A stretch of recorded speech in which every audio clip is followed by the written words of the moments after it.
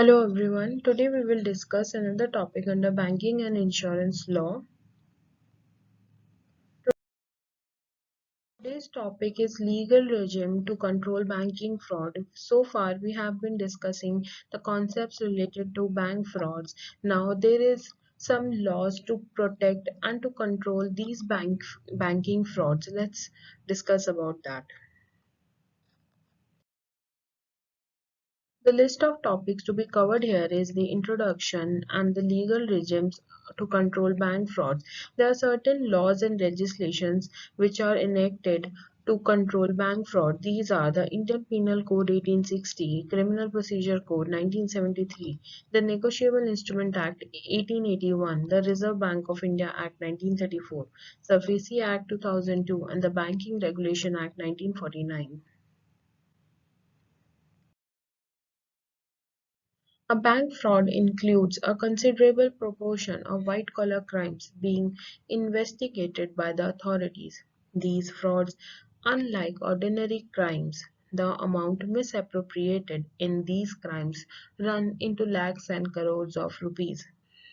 Bank fraud is a federal crime in many countries, defined as planning to obtain property or money from any federal insured financial institution.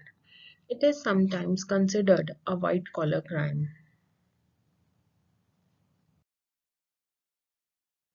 The Contract Act under Section 17 states that fraud means and includes any of the acts by a party to a contract or with his conveyance or by his agents with the intention to deceive another party or his agent or to induce him to enter into a contract.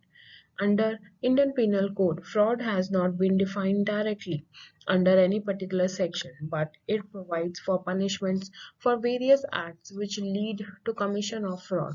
However, sections dealing with cheating, concealment, forgery, counterfeiting, misappropriation, and breach of trust cover the same adequately.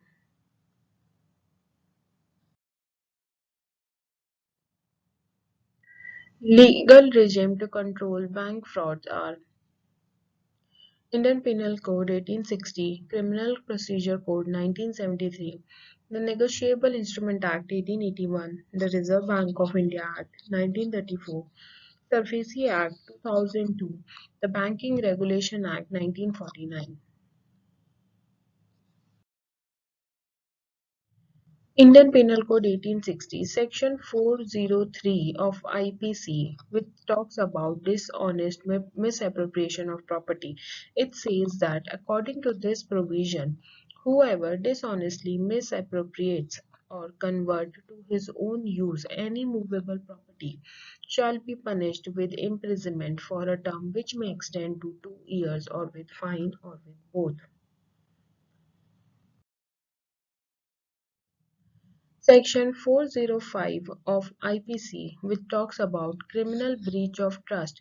According to this provision, anybody entrusted with the property dishonestly misappropriates or converts to his own use or dishonestly uses or disposes of that property in violation of any direction of law prescribing the mode in which such trust is to be discharged or of any legal contract which has made touching the discharging of such trust commits criminal breach of trust. Section 415 of IPC talks about cheating. It says that according to this provision, whoever by deceiving any person fraudulently or dishonestly induces the person so deceived to deliver any property to any person or to consent that any person shall retain any property or intentionally induces the person so deceived to do or omit to do anything which he would not do or omit if he were not so deceived, and which act or omission causes or is likely to cause damage or harm to that person in body, reputation, or property commits cheating.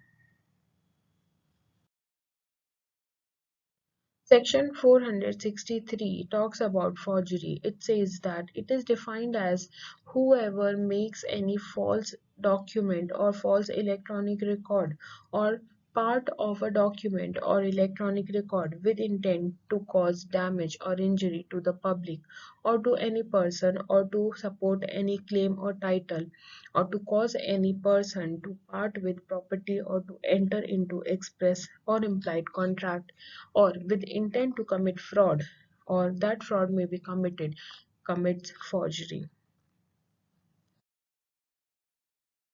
Section 489A Counterfeiting of currency notes. This section provides that whoever counterfeits or knowingly performs any part of the process of counterfeiting any currency note or banknote shall be punished for imprisonment for life or with imprisonment of either description for a term which may extend to 10 years and shall also be liable to fine.